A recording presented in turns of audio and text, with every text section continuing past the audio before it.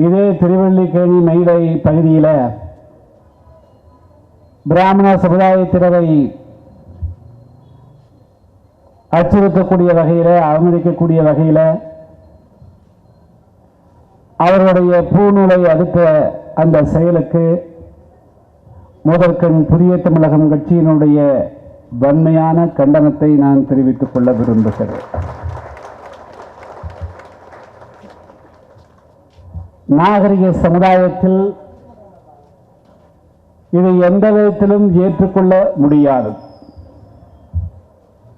இங்கே அன்பு அண்ணன் ராஜன் அவர்கள் பேசிய பொழுது தலித் என்று சொல்லி எந்த விதமான அனுதாபத்தையும் தேட வேண்டாம் என்று அண்ணன் சொன்னார்கள். அதை நாங்கள் விட்டு பல காலம் ஆயிற்று என்பதை என்ற நேரத்திலே சொல்லிக் கொள்ள வேண்டும். குறிஞ்சி, முல்லை, மருதன், நெய்தல், பாலை என்று அழைக்கக்கூடிய 5 வகை நிலங்களிலே மருத நில மக்கள் தான் தேவேந்திர குல வேளாளர்கள். அவர்கள் சேற்றிலே கை வைத்தால் தான் நம் சோற்றிலே கை வைக்க முடியும் என்று உழவர் கொடி பெருமைப்படுத்தப்பட்டதல்லவா, அந்த கொடியை தான் நான் பெருமைப்படுத்துகிறேன். நான் இந்த கூட்டத்திலே கலந்து கொண்டதற்கு பல்வேறு காரணங்கள் உண்டு. அதில் முக்கியமான காரணம், நீங்கள் எப்படி இன்று ஒரு வன்முறையை சந்திக்கிறீர்களோ, ஏறக்குறைய 50 ஆண்டு காலம் இந்த மண்ணிலே பல வன்முறைகளை நாங்கள் சந்தித்தவர்கள் இந்த காரணத்தினாலே அது அந்த வன்முறையினுடைய தாக்கம் எந்த அளவுக்கு மனோ ரீதியாக பாதிக்கும் என்பதை உணர்ந்த காரணத்தினால்தான் அன்பு சகோதரர் S.V அவர்கள் அழைத்தவுடனேயே நான் வருகிறேன். இருந்தாலும் கூட எனக்கு 5 மணி வரையிலும் ஒரு வேலை இருக்கிறது, எப்படியாவது இந்த கூட்டத்திலே கலந்து கொள்வது என்று கலந்து கொண்டிருக்கிறேன். தமிழ் சமுதாயத்தில் இங்க இருக்கக்கூடிய பிராமண சமுதாயத்தை சார்ந்தவர்கள் கல்வியில மேன்மை பெற்றவர்கள், கலாச்சாரத்தில் பண்பாட்டில் உச்சநிலை இருக்கக்கூடியவர்கள். 1957 தியாகி இமானுவேல் சேகருடைய காலத்திலே இருந்து கொடியங்குளம் நிகழ்ச்சி இப்பொழுது நடக்கக்கூடிய கௌரவ கொலைகள் வரையிலும் நாங்கள் பெற்ற இன்னர்களுக்கு இணையாக வேறு யாரும் இந்த துன்பங்களை அனுபவித்தே இல்லை. அந்த வகையில தான் இந்த தமிழ் மண்ணில நான் அரசியலுக்கு வந்த இந்த 40-45 ஆண்டு காலத்தில் தமிழகத்திலே மட்டுமல்ல, இந்தியாவுடைய எந்த மூலை முடக்கிலே, உலகத்தினுடைய எந்த மூலை முடக்கிலே, அது மொழி ரீதியாக, இன ரீதியாக, மத ரீதியாக, அது எப்படி எந்த இனம் எந்த விதமான ஒடுக்குமுறைக்கு ஆளானாலும் அவர்களுக்கு தெரிகிறதோ இல்லையோ என்னுடைய கருத்தை நான் பதிவு செய்திருக்கிறேன். இதே தமிழ் மண்ணில 1998 இஸ்லாமியர்களுக்கு ஆதரவாக சட்டமன்றத்தில் அதிகமாக குரல் கொடுத்தவன் நான். அதே போல மீனவர்களுக்காக குரல் கொடுத்ததை நண்பர்கள் அறிவார்கள். நெசவாளர்களுக்காக குரல் கொடுத்ததை நெசவாளர் மக்கள் அறிவார்கள். எல்லா சமுதாயம் எங்காவது ஒரு பாதிப்புக்கு ஆளான பொழுது நான் 96 முதல் 2002 சட்டமன்ற உறுப்பினராக இருந்த நேரத்திலும் சரி, 2011 2016 வரையிலும் சட்டமன்ற உறுப்பினராக இருந்த நேரத்திலும் சரி, அதிகமாக சட்டமன்றத்தில் மனித உரிமை மீறலை தட்டி கேட்டவன் நான் என்ற அடிப்படையில் தான் இன்று சட்டமன்றத்தில் நான் உறுப்பினராக இல்லாவிட்டாலும் கூட இந்த நாட்டிலே எண்ணிக்கையிலே குறைவு என்ற ஒரு காரணத்தினால், அரசியல் அதிகாரத்திலே உயர்ந்த நிலையிலே இல்லாத காரணத்தினால், உயர் அதிகாரிகள் அதிகமாக இல்லாத காரணத்தினால், அவர்கள் பெரியவர்களுக்கு மற்றவர்களைப் போல 1-2 உடனடியாக வம்புக்கு நிற்க மாட்டார்கள் என்ற அடிப்படையில் அவர்கள் மீது ஒரு வன்முறை ஏவப்படுகின்ற பொழுது முதலாளாக நாம் உங்களுக்கு நிற்க வேண்டும் என்ற அடிப்படையில் தான் நான் இந்த நேரத்தில் உங்களுக்கு குரல் கொடுக்க வந்திருக்கிறேன். நான் கேட்கிறேன், அதை ஏற்கனவே பல பேர் சொன்னார்கள். இது ஜனநாயக நாடா இல்லையா? இது நவநாயக நாடா இல்லையா? பாஜக கட்சியினுடைய தேசிய செயலன் ராஜா அவர்கள் ஒரு கருத்தை பதிவு செய்தார். அதில் பல எல்லோருக்கும் உடன்பாடு இருக்கார். மனித மாண்பு என்ன? ஒருவர் கருத்தை சொல்லிவிட்டு அந்த கருத்துக்கும் எனக்கும் தொடர்பில்லை என்று சொன்னாலோ அது அதற்காக வருத்தம் தெரிவித்தாலோ அதை விட்டுவிடுவதானே மாண்பாக இருந்துவிட வேண்டும். அவர் முகநூல், யார் பார்க்கிறார்கள் யார் பார்க்க மாட்டார்கள் என்பது கூட தெரியாது. வேண்டுமென்றால் இளைஞர்கள் ஊடகங்கள் அதை வேண்டும் என்று சொன்னால் பெரிய தலைவர்களுடைய ஊடகங்கள் முகநூலை தொடர்ந்து கண்காணிக்கக்கூடியவர்களுக்கு வேண்டும் என்று சொன்னால் அவர் அந்த முகநூலை பதிவு செய்த 5 நிமிடமோ 10 நிமிடமோ கண்ணுக்கப்பட்டிருக்கும். ஆனால் 99% மக்களுக்கு அது எப்படி தெரிய போகிறது? அதுவும் அந்த முகநூலில் நான் பதிவு செய்யவில்லை, அந்த முகநூலை கண்காணிக்கக்கூடிய என்னுடைய உதவியாளர் அந்த தவறை செய்துவிட்டார், அதற்காக நான் வருந்துகிறேன் என்று சொன்ன பிறகு நான் தமிழகத்தினுடைய திராவிட இயக்கத்தை சார்ந்தவர்கள் அந்த பெயரை வைத்திருக்கக்கூடியவர்கள் தொலைக்காட்சியிலே பேசியதையெல்லாம் பார்த்து என்ன நடக்கிறது என்று தெரியவில்லை. ஒரு தலைவர் பேசுகிறார், கழுத்து அறுக்க வேண்டும் என்று சொல்லுகிறார், காலை வெட்ட வேண்டும் என்று சொல்லுகிறார், கூறு போடுவது என்று சொல்லுகிறார். அவர்கள் ராஜாவை எதிர்க்க வேண்டும் என்பதற்காக அல்ல, அவர்கள் வேறு எதையோ மனதிலே வைத்து இந்த காரியத்தை செய்து கொண்டிருக்கிறார்கள். அதுதான் சொல்ல முடியும். யாரையோ எதிர்ப்பதற்கு துணிவில்லாமல் இங்கே சாடுகிறார். அவர்தான் தனக்கும் இருக்கும் தொடர்பில்லை என்று சொன்ன பிறகு அத்தோடு விட்டிருக்க வேண்டும். ஆளுங்கட்சியும் எதிர்கட்சியும் அவருக்கு துணையாக இருக்கக்கூடியவர்களும் போட்டி போட்டுக் கொண்டு ஊடகங்களில் என்ன பேசுகிறார்கள்? என்ன மாண்பது? இதுதானா தந்தை பெரியார் அவர்கள்? இதுதான் உங்களுடைய அண்ணா அவர்கள்? இதுதானா தமிழ் சமுதாயத்தை சேர்ந்த முன்னோர்கள் உங்களுக்கு வகுத்துக் கொடுத்த பண்பாடு? இது ராஜா சொன்னால் ராஜாவை வீட்டுக்கு சென்று அவரை சந்தித்திருக்க வேண்டும். அதற்கு நிச்சயமாக தைரியம் கிடையாது. ஆனால் காலையில மாலையில மயிலாப்பூரிலே இருந்தும் திருவெண்ணிக்கோணியிலே இருந்தும்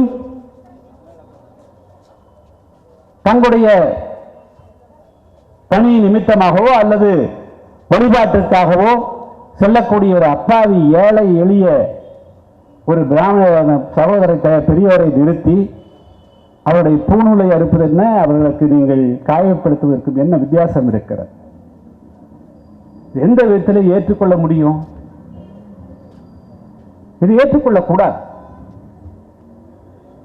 இன்னும் சொல்ல போனால் தமிழ்நாடு அரசு அவர்கள் மீது கடுமையான எச்சரிக்கையை கொடுத்திருக்க வேண்டும். உண்மையிலேயே கொடுத்திருக்க வேண்டும். ஆனால் அதுக்கு அவர்கள் செய்யவில்லை. இன்னும் கூட திராவிட கழகத்தினுடைய தலைவர் ஆசிரியர் வீரமணி அவர்களை இதை கண்டித்திருந்தால் இன்னும் சிறப்புடையதாக இருந்திருக்க முடியும். ராஜா அவர்கள் பாரதிய ஜனதா கட்சியினுடைய தேசிய செயலாளர், அவருக்கும் திருவள்ளுவருக்கு மயிலாப்பூர் இருக்கக்கூடிய சாதாரண ஒரு பிராமண சமுதாயத்தை சேர்ந்தவருக்கும் என்ன சம்பந்தம்? இது ஒரு ஜாதிய கலவரத்தை தூண்டுவதாகாதா? நான் கேட்கிறேன். தமிழகத்தில் நீங்கள் திராவிடத்தின் பெயராலே ஜாதி ஒழிய வேண்டும் என்று சொன்னீர்கள். 1957 ராமநாதபுரம் மாவட்டம் முதுகுளத்தூரில் எவ்வளவு பெரிய சாதி கலவரம் நடந்தது. 1980-81 திருநெல்வேலி மாவட்டம் தென்காசியில் இருக்கக்கூடிய மீனாட்சிபுரத்திலே சாதி கலவரம் எவ்வளவு நடந்தது? அவர்கள் மதம் மாறி போனார்களே. 89 போடி மீனாட்சிபுரத்திலே கலவரம் ஏற்பட்டது. 92 இருந்து 2004 வரையிலும் 10 ஆண்டு காலத்துக்கு மேலாக தென் மாவட்டங்களில் பற்றி எறிந்தது. யார் ஆட்சி செய்து கொண்டிருந்தார்கள் தமிழகத்தை? நீங்கள் தானே என்று ஆட்சி செய்து கொண்டிருக்கிறீர்கள். அப்பொழுதெல்லாம் இந்த தேவேந்திர சமுதாயம், ஆதிராவிட சமுதாயம், மீனவ சமுதாயம் திராவிடத்தை தொடர்பற்றவர்களாக இருந்தோமா? எங்களுக்கு எதிராக நடந்த வன்முறைகளை தடுப்பதற்கு எத்தனை திராவிட இயக்கத்தை சேர்ந்தவர்கள் நீங்கள் உங்களுடைய உயிரை கொடுக்க முன் வந்தீர்கள்? இன்று நீங்கள் என்றோ ஒரு காலத்தில் வரலாற்றில் ஒரு சமுதாயம் மேலே இருந்தது என்ற ஒரே காரணத்தை வைத்து நான் அதை கூட பலமுறை நானும் திராவிட இயக்கத்தில் இருந்திருக்கிறேன் சொல்லுகிறேன். மருத்துவக் கல்லூரி மாணவராக இருந்த காலத்திலே இருந்து அப்புறம் திராவிட இயக்கத்தினுடைய நண்பர்கள் எல்லாம் இடத்திலே வருவார்கள். நீங்கள் திராவிட இயக்கத்தின் ஆதிக்கம், பிராமண ஆதிக்கம் என்று சொல்லுவீர்கள். எந்த இடத்திலே அவர்கள் மீது ஆதிக்கம் செலுத்துவார்கள்? ஒரு இடத்திலே கூட எங்களால் காண முடியவில்லையே. திருநெல்வேலியில பிராமணர்கள் ஆதிக்கத்தை நாம் பார்க்கல, தூத்துக்குடியில பார்க்கல, மதுரையில் பார்க்கல, விழுப்புரத்தில் பார்க்கல, திண்டிவனத்தில் பார்க்கல, திருவண்ணாமலையில் பார்க்கல, எங்கேயும் பார்க்கல. நீங்க இல்லாத ஒன்றை சொல்லி சொல்லி தமிழ் சமுதாயத்தை நீங்கள் வேறு திசைக்கு திருப்பீர்கள் என்று சொன்னேன். அவரோடு பலகாலம் வாதாடியது உண்டு. இப்படியோ எப்படியோ தமிழ் சமுதாயத்தை ஒரு குறிப்பிட்ட சமுதாயத்தை மட்டுமே எதிரியாக பாவித்து காண்பித்து கடந்த 50 ஆண்டு காலம் அவர்கள் ஆட்சியிலே அமர்வதற்குத்தான் பயன்பெற்றிருக்கிறதே தவிர தமிழ் சமுதாயத்தை ஒன்றுபட்ட சமுதாயமாக மாற்றுவதற்கு அந்த தத்துவம் உபயோகமே இல்லை என்பதை நான் தெளிவுபடுத்த விரும்புகிறேன். ஒருவேளை திராவிடம் ஒரு மிகப்பெரிய தத்துவமாக இருந்திருந்தால்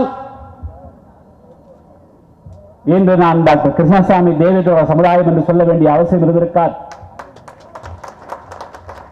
அன்பழகனார் மீனவன் என்று சொல்ல வேண்டிய அவசியம் இருந்திருக்கார். தேவநாதன் யாதவன் என்று சொல்ல வேண்டியது எல்லோரும் எல்லா அடையாளங்களும் விட்டு ஒரே மனிதனாக இருந்திருப்போம், தமிழாக இருந்திருப்போம். இன்னும் சொல்ல போனால் தமிழ் சமுதாயத்திலே ஜாதி கொடிகட்டி பறக்கிறது என்று சொல்ல காரணம் திராவிட இயக்கம் தான் என்பதை நான் நேரம் சுட்டிக்காட்ட விரும்புகிறேன். திராவிட இயக்கங்களுடைய தவறான பாதைகள், அவருடைய தவறான அணுகுமுறைகள் தமிழ் சமுதாயத்தை இன்று கூறாக்கி இருக்கிறது. ஆனால் அதை மீண்டும் கூர்மைப்படுத்துவதற்கு ஒருவேளை இந்த திராவிடத்தின் பெயரை ஆறாவது முயற்சி செய்தால் மீண்டும் பிராமண சமுதாயத்தின் மீதோ வேறு யார் மீதோ கை வைக்க முற்பட்டால் புதிய தமிழகம் போராளிக்காக காவல் படையாக உங்களுக்கு உற்ற துணையாக விளங்கும் என்பதை இந்த நேரத்தில் சொல்லிக் கொள்ள விரும்புகிறேன்.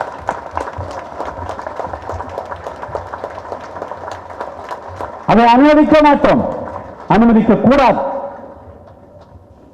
அப்புறம் ஏற்றுக்கொள்ள முடியும்.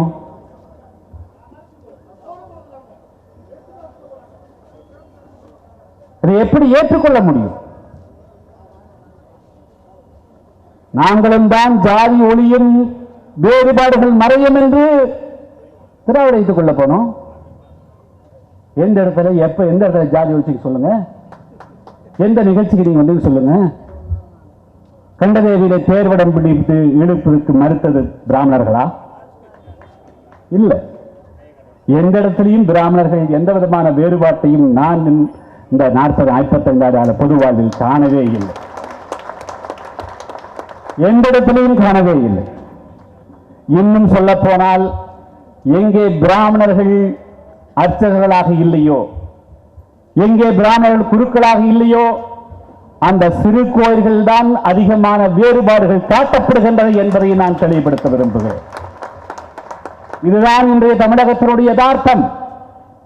இந்த மேடைக்காக நான் பேசவில்லை, இதை நான் சட்டமன்றத்திலேயே பதிவு செய்திருக்கிறேன். தமிழகத்தினுடைய 5 முறை முதல்வராக இருந்த கலைஞரிடத்திலே வாதாடி இருக்கிறேன். மீண்டும் திராவிடம் திராவிடம் என்று பேசாத திராவிடம் பொய்த்து என்றோ எத்தனையோ ஆண்டுகள் ஆகிவிட்டது. திராவிடம் என்ற வார்த்தை ஒரு தவறாக பயன்படுத்தக்கூடிய வார்த்தை. இங்கே அன்பு சேகர் அவர்கள் பிராமணர்களுக்கு இடஒதுக்கீட்டை பற்றி பேசினார்.